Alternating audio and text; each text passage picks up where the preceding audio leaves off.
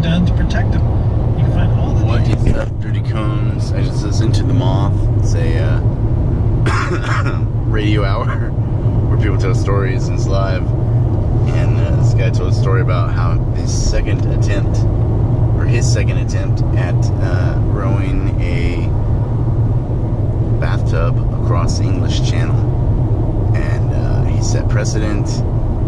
He almost had an act of war declared on him. It's very funny. You might, in an earlier talk, I talked about the resiliency of the British and the stiff upper lip, and usually I saw it as more of a just a British way to do, and it was kind of more of a but this guy just presented me the new generation of British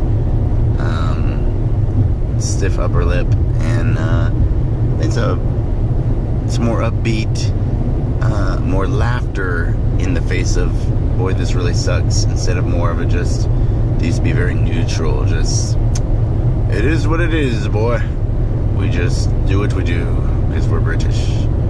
Whereas this guy was very like, because we're British. And I'm like, yeah, alright. So I'm glad to see that their resiliency has come a little bit more positive in this day and age.